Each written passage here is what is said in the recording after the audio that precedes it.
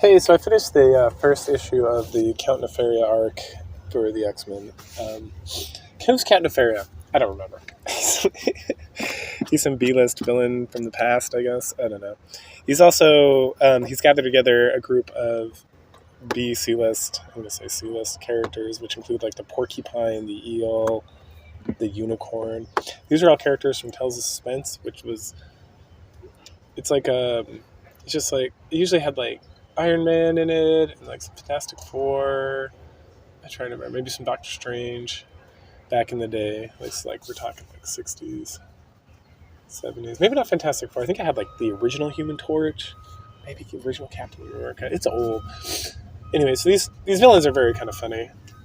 Like the eel is like he's got electric powers and he loves the water. It's very spot on. Unicorn has like a horn that he shoots stuff out of. Porcupine can make his armor porcupine-ish, and then he has some sort of gas attack or something. One of them uses like illusion magic, essentially. I'm trying to remember which one it was. Maybe it's porcupine.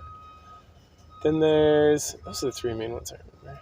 There's two others. Anyway, so the X-Men get into their 2-week break. We see them, they start off at the Danger Room. You know, everyone's having a good time. Everyone takes off. Bobby and Hank head out to meet with their girls, Vera and Zelda. And they're having a good time. Hank mistakes a man for Vera because she keeps her hair short and wears a blouse.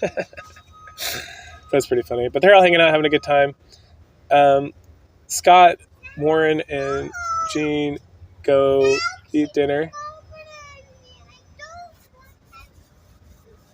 Well, ask him to move or go somewhere else. Anyway, so they got to dinner, and then Scott walks away because he's in love with Jean Grey, and Jean Grey's in love with him, but he thinks Warren would be better for him, and Warren has a crush on Jean Grey. It's like a love triangle, teenage bullcrap.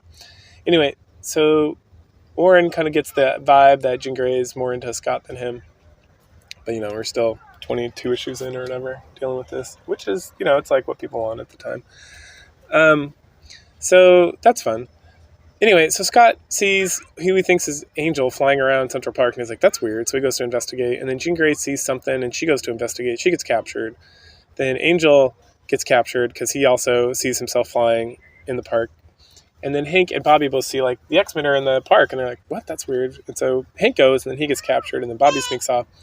And him and Scott actually team up and beat the eel, and are fighting the unicorn, but then they eventually get beat. And so they're all captured and taken to Count Nefarious' like lair, which is like far away. They get like put on a ship and shipped away. And then Count Nefarious, you see that him and his allies are not like super allied. You know, of course, evil. They like turn on themselves. And the unicorn really wants to like make a move. But Count Nefarious goes and invites the X-Men to join him. And they're like, we would never join you. Who, whatever your name is. And the funny thing is, I keep pointing out like, who are you? I've never heard of you. Good stuff.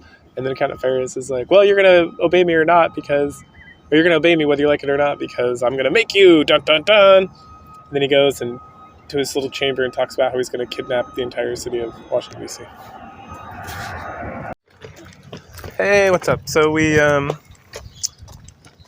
finished our little Nefarious arc, if you will. So what happens is...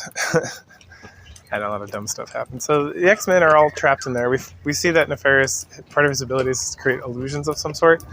So he captures the city of Washington, D.C. in a crystal dome using crystals, and then threatens that he's going to turn off like the oxygen if they don't pay him $100 million.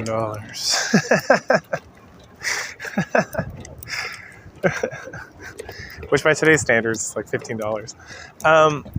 If they don't give him the $100 million. And so he sends the illusion of the X-Men to go pick up, or to go give them this warning and tell them what's going on, to kind of like frame them and kind of force their hand. Because now that everyone in the whole world's rejected them because they took the city of Washington, D.C. for hostage, they have no choice but to join Count Nefarious' side. Meanwhile, Professor X is, you know, the X-Men, like Jean Grey's been trying to like contact Professor X, but he's been working on something and he didn't want any distractions, so he like shut off his ability to like read people's minds or something so that he could just like focus up. Hey, good morning. So that's kind of funny. So anyway, he gets a call from a general who was dealing with this whole situation, trying to get into like the crystallized dome for the X-Men. And he's like, hey man, you're like a mutant expert and the X-Men have come done this thing. Can you help us out? And Professor X is like, ruh-roh. So he heads down to Washington, D.C. Almost instantaneously somehow. I don't know how he gets down there either because his legs are all jacked up. But he gets down there and he's like thinking about it. He astral projects to find Count Nefarious and the X-Men, and he contacts X-Men and gives them a plan. So the plan is the X-Men are going to pretend. Oh, that's garbage. Let's not throw that on the ground. Okay. So he astral projects, or no, he contacts the X-Men and they come up with a plan. So the plan is the X-Men will pretend to join Nefarious' side. They'll go get the money, and then they'll come back and some, more details to follow. So the X-Men are like, all right. So they go. But don't forget, we still have the 5 lieutenants or whatever for Count Nefarious. And they are also sent by Count Nefarious to like make sure the X-Men are on the up and up. And the up and up is in obeying his commands. So they all head to DC. The X-Men get the thing. They fight with some of the yokels for a little bit, and then the turncoats, lieutenants have already decided they're gonna go against Count Nefarious. So they start fighting the X-Men for the money, and there's a whole thing where the money goes, the briefcase full of money goes back and forth and back and forth and back and forth. And eventually, Jean Grey gets it and takes off and heads back to Count Nefarious. The X-Men pretty much beat the lieutenants, because this time they're all teamed up, which was hinted at the previous issue, which is the first. It's like a 2-issue arc, right? And so they're able to defeat everybody and get them captured by the local army. And then they like duck out and head back to Nefarious' lair, which seems like, okay, so they got captured in New York, and then they got like on a liner, and they traveled, it seemed pretty far, but then they take like a milk truck to DC, so they probably just were like in Virginia or like Norfolk or something. Anyway, there's a whole thing where it's like, they went in a milk truck to DC so they wouldn't know Count Nefarious' lair was, and that's how they were going to get back. But then Angel just like follows the milk truck back, which just holds Jean Grey, and so the X-Men will like figure out where it's at. Meanwhile, like I said before, Professor X astral projects in Nefarious' lair, and Nefarious has this whole thing where no one can like turn off the dome because it's so intricate and complicated that only he knows how to do it.